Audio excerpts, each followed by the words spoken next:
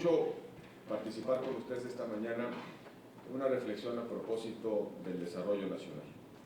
Este curso, este programa, tiene como propósito, según me lo anticipaban, conversar con los actores de las instituciones políticas sobre cuáles son las agendas, los principales desafíos de política pública que enfrenta el país. Y me toca hablarles un poco de lo que estamos haciendo en el Senado, de lo que vamos a concretar en el corto plazo y lo que vendrá hacia adelante. Pero antes quisiera hacer con ustedes una revisión de lo que significa el desarrollo nacional. Por mucho tiempo se pensaba que el trazo del desarrollo de nuestro país era una decisión de carácter presidencial. Cada presidente que asumía la presidencia nos decía hacia dónde caminaba el país.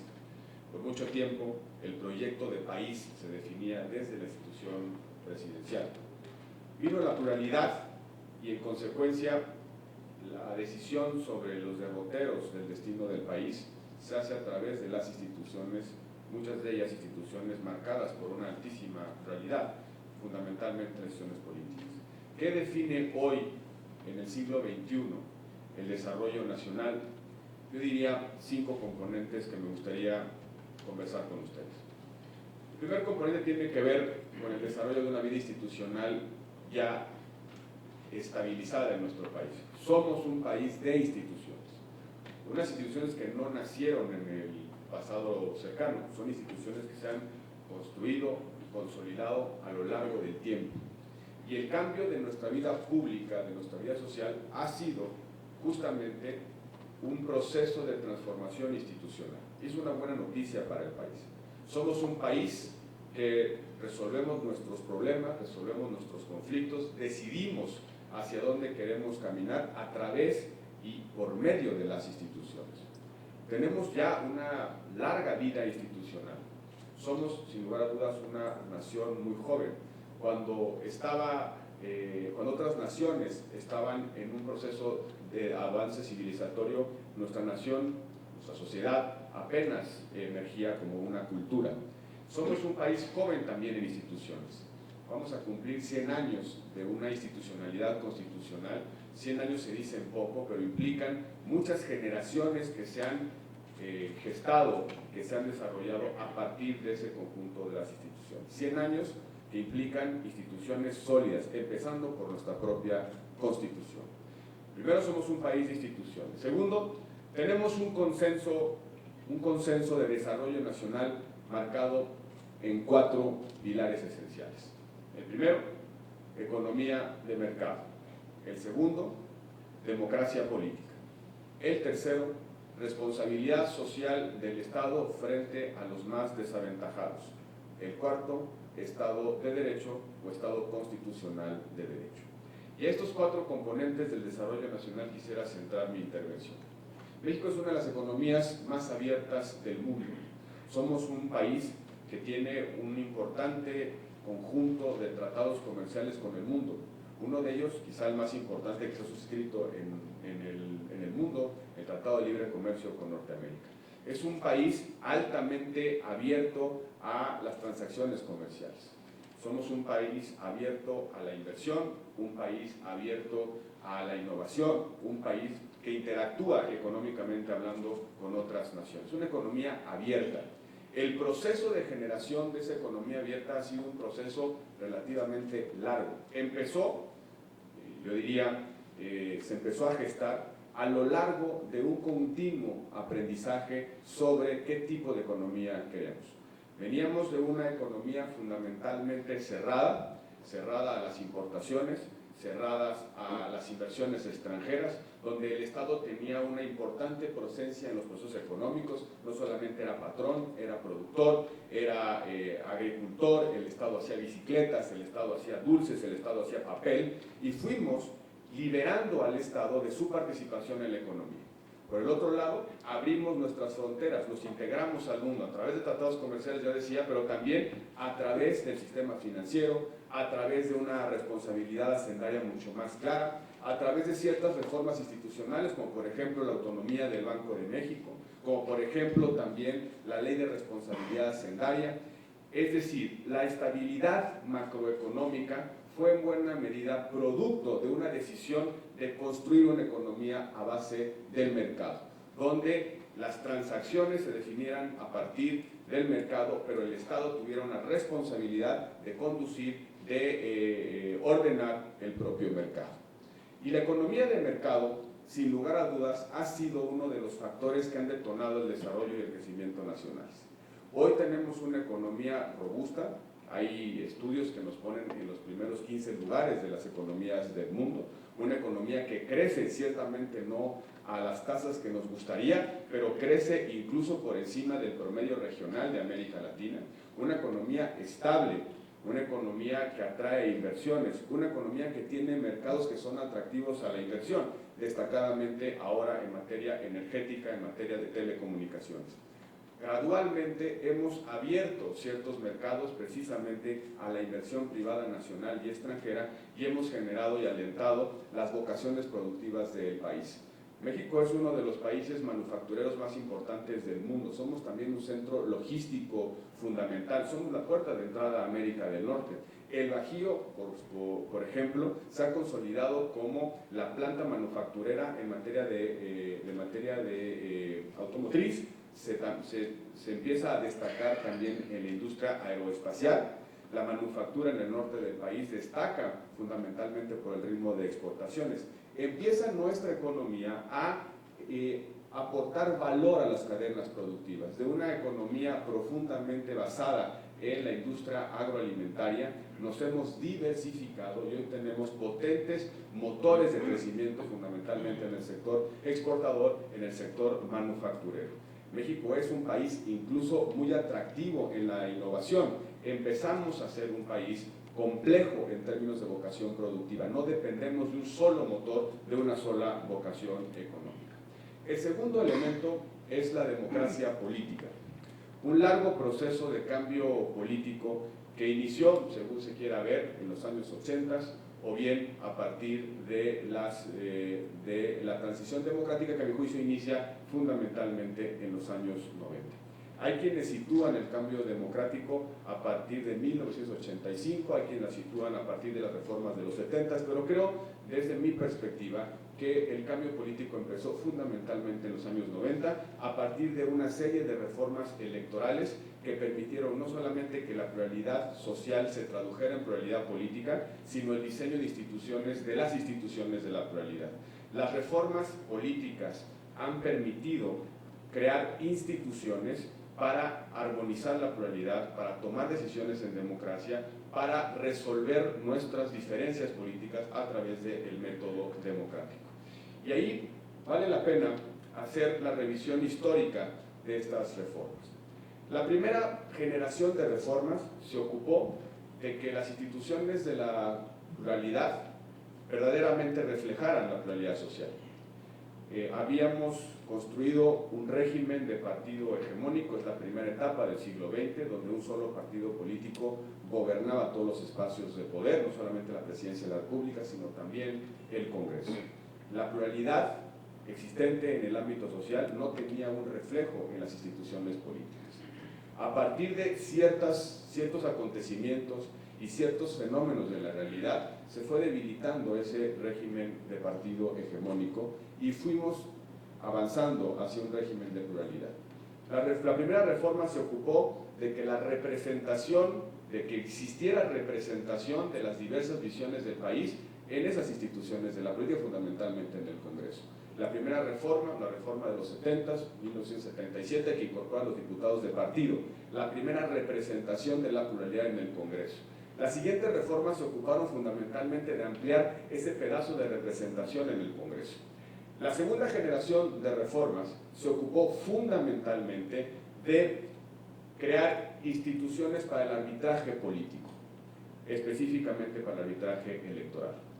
Había en ese momento una tensión, una presión social importante porque el árbitro electoral fuera un árbitro imparcial, un árbitro que contara correctamente los votos, un árbitro que no permitiera que unos competidores avasallaran a otros.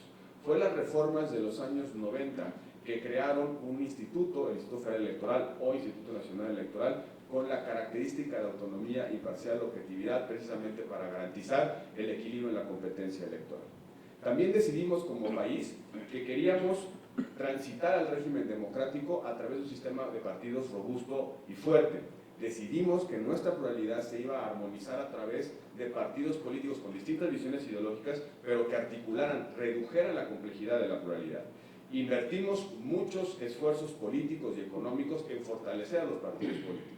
La generación de reformas que se ocupó de esto implicó acceso a financiamiento público, implicó acceso a la prerrogativa de radio y televisión, acceso a la prerrogativa de las franquicias postales, acceso a los espacios de representación en los órganos electorales. La idea era transitar a un régimen democrático a través de un sistema de partidos robusto. La cuarta generación de reformas electorales se ocupó fundamentalmente de la equidad.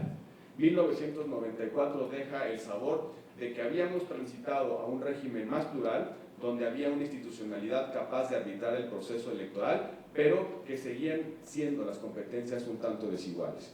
La reforma de 1995-96, la reforma electoral, se ocupó fundamentalmente de las condiciones de equidad de la competencia política. Y ahí, en ese momento, decidimos que los partidos políticos iban a ser los agentes centrales de la competencia. Le dimos el monopolio de la nominación de candidatos, les dimos, como decía hace un momento, el acceso a ciertas prerrogativas, financiamiento a radio y televisión. Posteriormente, a partir de un episodio duro, después de la primera alternancia que a mi juicio nos llevó ya a rutinizar las alternancias políticas, un episodio difícil que fue la elección de 2006, en la que un resultado, un diferencial relativamente pequeño, provocó una tensión política importante. La reforma electoral de 2007-2008 sí tuvo un efecto catártico en la discusión pública, un efecto catártico del desenlace electoral. ¿Y de qué se ocupó la reforma de 2007-2008? Se ocupó fundamentalmente de tratar de cercar, de ponerle un cerco, un límite a la influencia de ciertos elementos, fundamentalmente el dinero extralegal y por el otro lado la influencia de los medios de comunicación. Y ahí se estableció una serie de controles, limitaciones al financiamiento privado de los partidos políticos, pero sobre todo cambiamos de modelo de comunicación política. Si bien los partidos políticos tenían acceso a la radio y la televisión, si bien los partidos políticos tenían acceso a financiamiento público para pagar el acceso a radio y televisión, el modelo de comunicación política 2007-2008 les dio a los partidos políticos una prerrogativa pública, una suerte de prestación en especie para poder competir y evitar que la radio y la televisión desequilibraran la competencia. Ahí se dio otro paso en una reforma electoral. Pero como siempre aprendemos de los procesos políticos y surgen nuevos desafíos institucionales, vino la reforma de 2013-2014 a partir del proceso electoral de 2012. ¿De qué se ocupó la reforma de 2013-2014? De una realidad que empezamos a detectar y que se ha visibilizado en los últimos días, que el avance institucional en materia político-electoral no era el mismo a nivel federal que a nivel de las entidades federativas. Que un ciudadano sí tenía condiciones de acceso a la política diferentes según naciera o según viviera. Las instituciones político-electorales no tenían los mismos estándares de calidad en su funcionamiento. El Instituto Federal Electoral tenía un estándar de calidad, un reconocimiento muy acreditado, una capacidad de organizar y arbitrar los conflictos electorales, el Tribunal Electoral lo mismo, y podía generar satisfacción en los competidores, cosa que no sucedía a nivel local. Y se planteó la necesidad de elevar los estándares de calidad en el funcionamiento de las instituciones político-electorales a nivel local, fundamentalmente de los órganos electorales. Y le dimos al Instituto Federal Electoral atribuciones de alcance nacional, es decir, no solamente te vas a ocupar de organizar los procesos electorales federales, sino también vas a intervenir en los procesos electorales locales precisamente para toda esta institucionalidad que creamos a nivel federal se pudiera llevar a las entidades federativas. Y esa es la explicación de fondo en el cambio del Instituto Federal Electoral al Instituto Nacional Electoral. La idea era fundamentalmente que la democracia mexicana funcionara igual desde Baja California hasta Yucatán con los mismos estándares de calidad, insisto, que ya se habían instalado a nivel federal. Y entonces le dimos al Instituto Nacional Electoral una serie de instrumentos, no solamente para conducir los procesos políticos locales, sino también para intervenir y corregir cuando no se estuvieran funcionando. Y ha tenido ciertos resultados. Por ejemplo, la destitución de algunos consejeros electorales a nivel local cuando su desempeño lo ha ameritado. La posibilidad de que ciertos procesos, como por ejemplo la capacitación, los resultados preliminares, puedan ser conducidos desde la instancia federal. Ahora, ¿qué es lo que sigue hacia adelante en materia político-electoral? Hacer que la pluralidad pueda dar resultados y garantizar la gobernabilidad en un entorno bastante más complejo. Y explico por qué es bastante más complejo. Venimos de un régimen de pluralidad, de gobierno dividido a partir de 1997.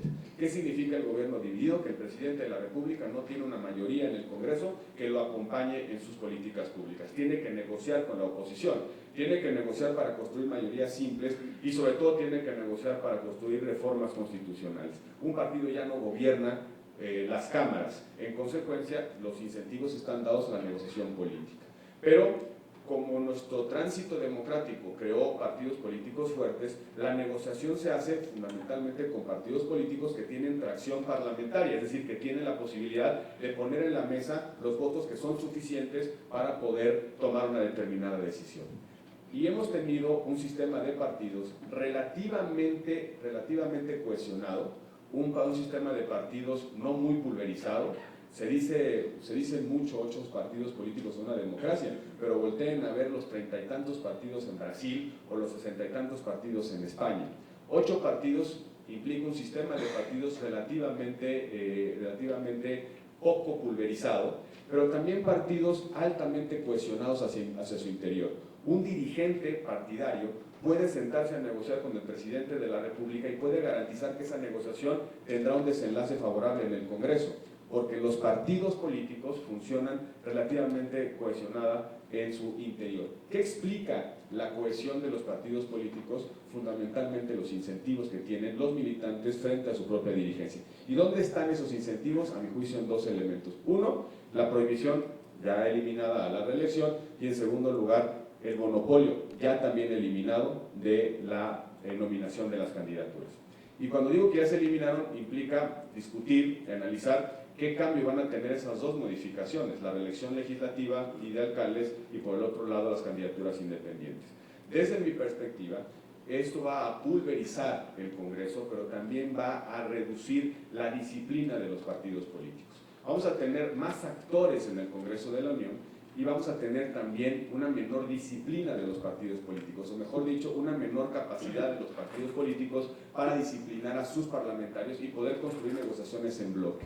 ¿Qué se vislumbra? No solamente la continuidad de gobiernos divididos, es decir, que el presidente de la República no tenga mayoría en el Congreso como sucede desde 1997, sino también que tenga que negociar con más actores, no solamente más partidos políticos, sino también más actores individuales que van a responder a incentivos totalmente diferentes. Un legislador con el impulso de la reelección tiene una forma de entendimiento de sus circunstancias diferente al que no se puede reelegir. Si yo no me puedo reelegir, tengo que construir mi carrera política a través de mi propio partido, para que mi partido me nomine a una alcaldía, para que me nomine a una diputación local, para que yo pase de senador a diputado federal. En consecuencia, eso provoca incentivos a la verticalización de los partidos políticos. Pero ¿qué pasa cuando mi carrera política ya no depende del partido? Y entonces depende de mi distrito, depende de mi estado, depende de lo que yo haga y cómo responda al impulso de mi electorado. Es muy probable que empecemos a construir una democracia de congresos más pulverizados y de sistemas de partidos menos cohesionados. Y eso va a implicar un reto de gobernabilidad importante, porque para construir mayorías se requerirá un tipo de negociación política al que estábamos acostumbrados. Y para construir gobernabilidad vamos a tener que ensayar otro tipo de instrumentos y de mecanismos. ¿Cuál es? Uno que ya se prevé en la reforma política de 2014, los gobiernos de coalición. Una innovación muy importante que tiene como propósito reducir la complejidad en la toma de decisiones y construir gobiernos compartidos, es decir, que sea más fácil tener mayorías en el Congreso. De la mano de este importante cambio hay un elemento que no podemos soslayar en materia política. Las instituciones, la institución presidencial, mejor dicho, está sufriendo importantes alteraciones, transformaciones no menores. Muchas de las funciones originalmente, históricamente depositadas en el Poder Ejecutivo se están transfiriendo a órganos constitucionales autónomos. No solamente las facultades regulatorias, sino también facultades como por ejemplo la de Procuración de Justicia.